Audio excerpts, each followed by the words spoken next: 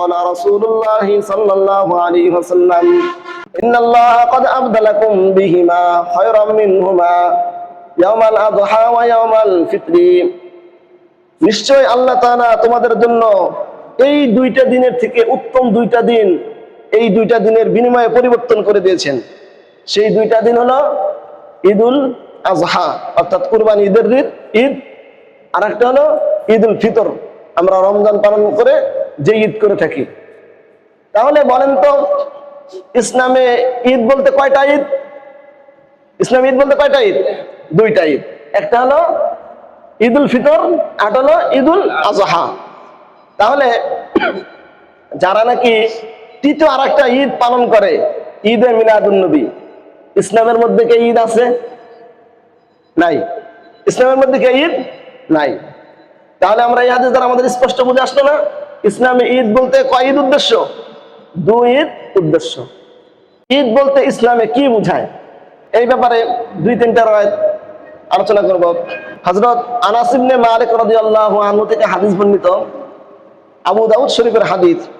আন আনাস ইবনে মালিক রাদিয়াল্লাহু আনহু আন্নাহু ক্বাল, আনাস ইবনে মালিক রাদিয়াল্লাহু আনহু বলেন, কদিমা রাসূলুল্লাহ সাল্লাল্লাহু আলাইহি ওয়াসাল্লাম আল মদিনাতা, রাসূলুল্লাহ সাল্লাল্লাহু আলাইহি ওয়াসাল্লাম মদিনায় আগমন করলেন। সর্বপ্রথম যখন হিজরত করে কি করলেন? মদিনায় আগমন করলেন। ওয়ালাহুম ইয়াওমান ইয়ালআবুনা ফীহিমা, মদিনাবাসীর এমন দুইটি দিন ছিল যেই দুইটি দিনে তারা আনন্দ উৎসব করত, খেল তামাশা করত। তাহলে আল্লাহর নবীর আসার পরে উনি দেখতেছেন কি মদিনাবাসী কি করতো? বিশেষ দুইটা দিনে তারা কি করতো? আনন্দ উৎসব করত। তখন আল্লাহর নবী তাদেরকে বললেন, ফাকালা মা হাযানিল ইয়াওমান, হে মদিনাবাসী, এই দুইটা দিন যেই দুইটা দিনে তোমরা আনন্দ উৎসব করো, এই দুইটা দিন কি? কেন তোমরা এই দুইটা দিনে কি করো? আনন্দ উৎসব করো। তখন তারা বলল, ক্বালু নালআবু ফিল জাহিলিয়াতি, আমরা জাহিলি যুগ থেকে এই দুইটা দিনে আনন্দ উৎসব করে আসতেছি। তখন আল্লাহ নবী বললেন, ফাকালা রাসূলুল্লাহ সাল্লাল্লাহু আলাইহি ওয়াসাল্লাম ইন্নাল্লাহা ক্বাদ আবদালাকুম বিহিমা খায়রাম মিনহুমা ইয়াওমাল আযহা ওয়া ইয়াওমাল ফিতরি, নিশ্চয় আল্লাহ তাআলা তোমাদের জন্য এই দুইটা দিনের থেকে উত্তম দুইটা দিন এই দুইটা দিনের বিনিময়ে পরিবর্তন করে দিয়েছেন।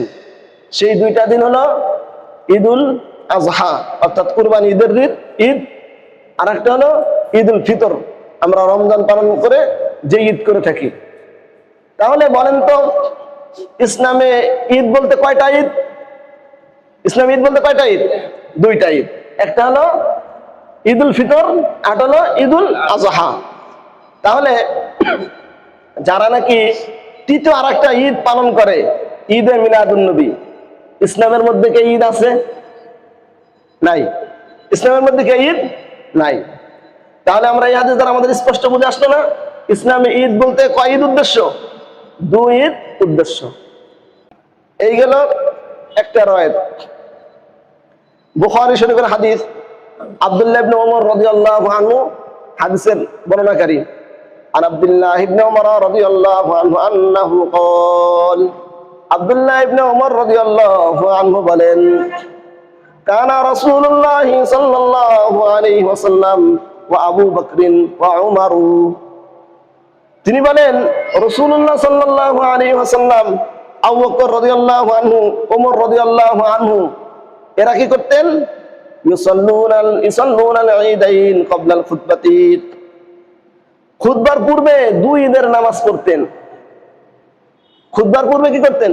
দুই ঈদের নামাজ পড়তেন। আমরা তো সাধারণত খুতবার আগে কি করি? নামাজ পড়ি, ঠিক না? এরপরে নামাজ শেষ হওয়ার পরে ঈদের খুতবা হয়। যাক, এটা নিয়ে আমাদের আলোচনা না। তাহলে এই হাদিস দ্বারা বুঝতে পারলাম কি ইসলাম ঈদ কয়টা ভাই? দুইটা, একটা হলো কুরবানির ঈদ, আর একটা হলো রোজার ঈদ বা ঈদুল ফিতর, ঈদুল আজহা। তাহলে ইসলামে তৃতীয় কোনো ঈদ নেই, যা অনেকেই কে ঈদে মিলাদুন নবী হিসেবে কি করে 12ই রবিউল আউয়াল আল্লাহর নবীর জন্মদিন হিসেবে কি করে পালন করে। এই ঈদ ইসলামে নাই। বুঝে আসছে না আলোচনা? আর একটা রায়াত, আব্দুল জাবের ইবনে সামুরা রাদিয়াল্লাহু আনহু, তিনি বলেন, আমি আল্লাহর রাসূল সাল্লাল্লাহু আলাইহি ওয়াসাল্লামের পিছনে একবার না দুইবার না অনেকবার আমি কি করছি, আল্লাহ রাসূল সাল্লাল্লাহু আলাইহি ওয়াসাল্লামের পিছনে আমি কি করছি, ঈদের নামাজ পড়েছি আযান এবং ইকামত ছাড়া। তাহলে এই হাদিসগুলো দ্বারা প্রমাণিত হয় ইসলামে ঈদ হলো ভাই কয়টা? দুইটা, একটা কুরবানির ঈদ আর একটা হলো রোজার ঈদ বা ঈদুল ফিতর, ঈদুল আযহা। এই হলো আমাদের কয় নম্বর আলোচনা গেল? 2 নম্বর আলোচনা গেল। 3 নম্বর, মিলাদুন নবীর অর্থ কি? মিলাদ অর্থ জন্ম। মিলাদ অর্থ কি ভাই? জন্ম। আর নবী সাল্লাল্লাহু আলাইহি ওয়াসাল্লাম এর অর্থ হলো মুহাম্মদ সাল্লাল্লাহু আলাইহি ওয়াসাল্লামের জন্ম। আমরা সবাই দুরূদ শরীফ পড়বেন। তাহলে মিলাদুন নবী মানে কি? নবী সাল্লাল্লাহু আলাইহি ওয়াসাল্লামের জন্ম। আমাদের এখানে একটা কথা আছে, আমরা কি করি? মিলাদ খাই না? তার মানে কি? মিলাদ অর্থ কিন্তু কি? জন্ম। আর আমরা মিলাদ করে কি? মরলে পরে মিলাদ করি, ঠিক না? মরলে আমরা মিলাদ করি না? মিলাদের অনুষ্ঠান হয়। আসলে বিষয়টা যাই অন্য আলোচনা। এই গেল কয় নাম্বার? 3 নম্বর আলোচনা গেল মিলাদ অর্থ কি।